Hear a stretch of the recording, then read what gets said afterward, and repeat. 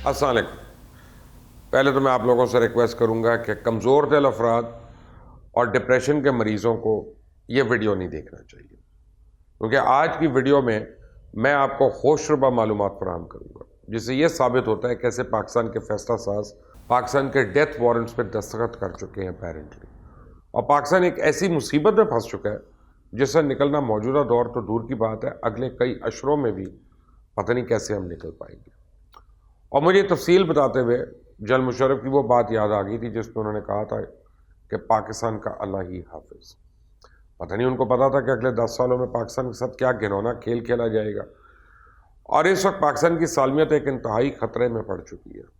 خاکم بدہن وہ دن دور نہیں جب عالمی ادارے ہمارے ایٹمی اثاثوں کا سودا کرنے کا جال پھینکیں گے، یا سری لنکا کی طرح ہمیں اپنی کوئی قیمتی بندرگاہ جو ہے وہ گروی رکھنی پڑ جائے گی، اور ہمارے آگے کنواں اور پیچھے کھائی، اللہ نہ کرے ہمیں وہ دن دیکھنا پڑے، اور اللہ تعالیٰ پاکستان کا حامی و ناصر ہو۔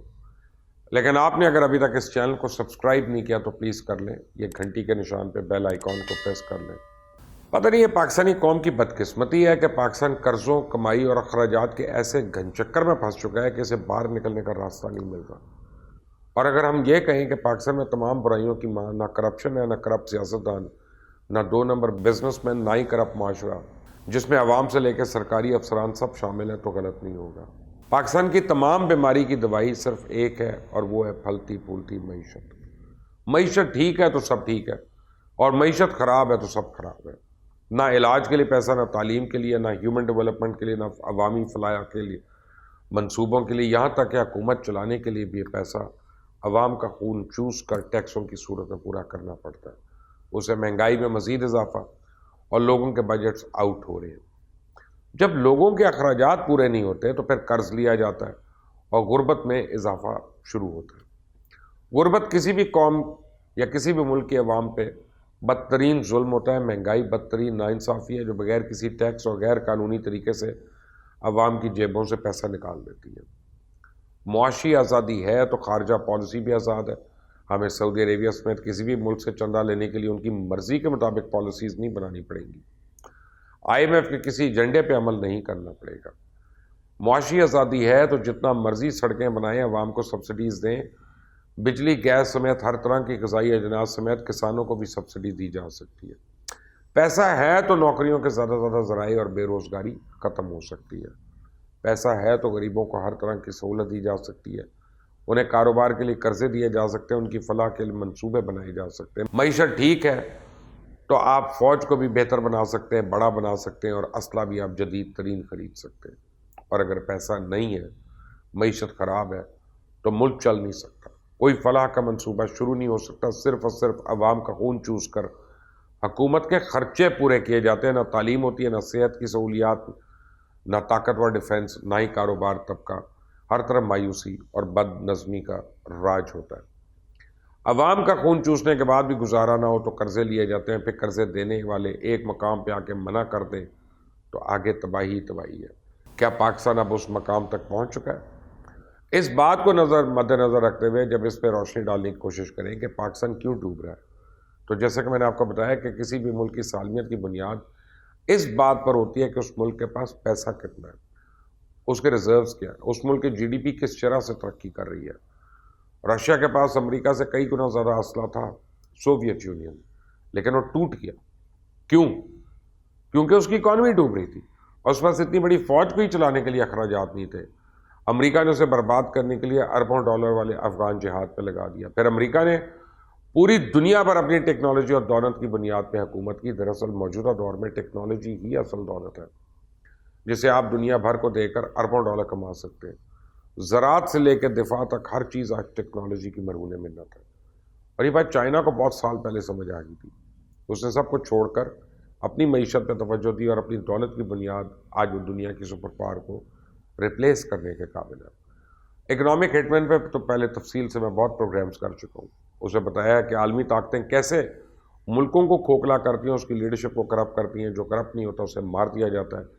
IMF، ورلڈ بینکس میں دیگر مالیاتی اداروں کے ذریعے انہیں غیر ضروری منصوبے دیے جاتے ہیں۔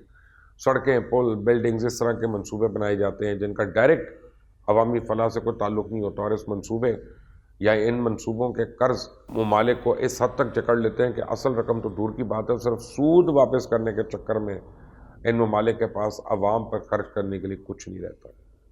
اس وقت پاکستان پہ 45,000 ارب روپے کے قرضے ہیں، جس میں 112 ارب ڈالر بیرونی قرضے ہیں۔ پاکستان ان قرضوں کی مد میں سالانہ 3,000 ارب کا سود دے رہا ہے، اور 2020 کے بجٹ میں تقریباً 2,946 ارب روپے قرضوں کی سود کے صورت میں رکھا گیا، جو افواج پاکستان کے بجٹ سے 3 گنا زیادہ۔ اب آپ کو پتہ ہے کہ اس 3,000 ارب روپے سے کیا کچھ ہو سکتا ہے۔ حکومت پاکستان پیٹرولیم مصنوعات پہ فی لیٹر 50 روپے ٹیکس اور لیویز کی صورت میں وصول کرنے کے بعد 350 ارب روپیہ اکٹھا کرتی ہے۔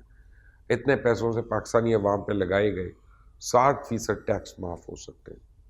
اتنی رقم سے پورے پاکستان کا 3 سال کا انکم ٹیکس معاف ہو سکتا ہے، اور پاکستان ہر سال 2,000 ارب روپے کا قرضہ لیتا ہے، یعنی اصل قرض وہیں کا وہیں ہے اور مزید قرض لے کے صرف سود دیا جا رہا ہے۔ اور پھر مجھے بتائیں نا کہ صورتحال میں ملک ڈوبے گا نہیں تو اور کیا ہوگا؟ اتنی رقم سے پاکستان دنیا کا بہترین صحت اور تعلیم کا نظام دے سکتا ہے، غذائی اجناس کی قیمتوں میں حیران کن سبسڈی دے سکتا ہے، اس کے بعد ہر گھرانے کے اخراجات میں حیران کن کمی آ سکتی ہے، لیکن پاکستان جس بھنور میں گر چکا ہے اس کے قرضوں میں مسلسل اضافہ ہوتا جا رہا ہے۔ کیوں؟ کیونکہ جب آپ نے قرضوں کا سود بھی قرض لے کر دینا ہے تو پھر اصل رقم کے ساتھ قرض مزید نہیں بڑھے گا تو اور کیا ہوگا؟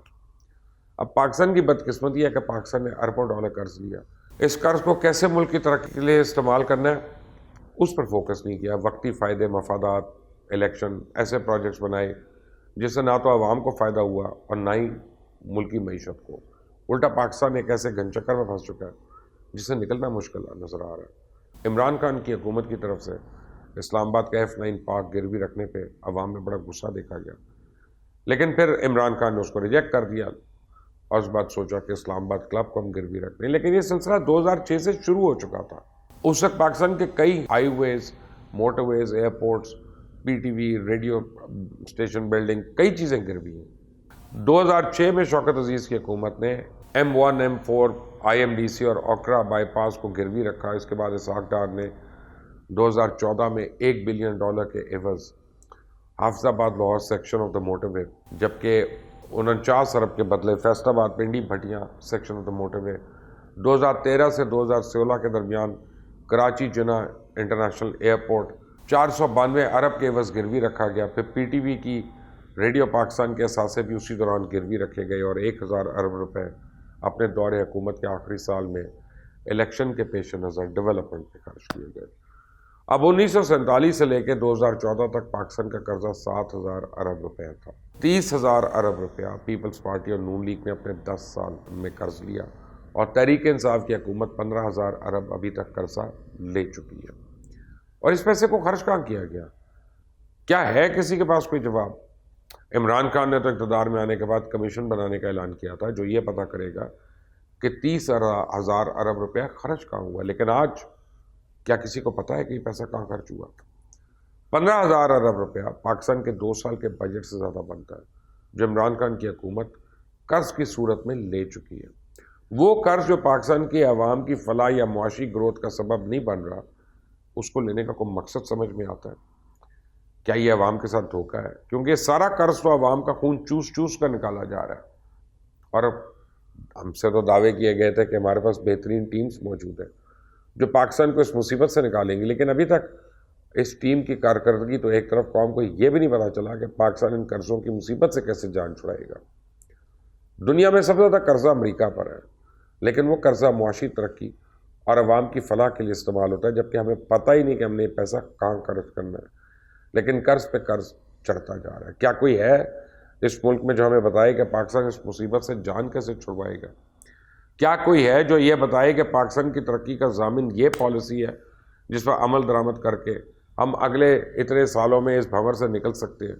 کیا کوئی ہے جو ہمیں بتائے کہ اگر پاکستان کو چائنا نے بھی قرض لینے سے منع کر دیا تو پھر پاکستان کس در پہ ٹھوکر کھائے گا، کس سے اپنی سالمیت کا سودا کرے گا؟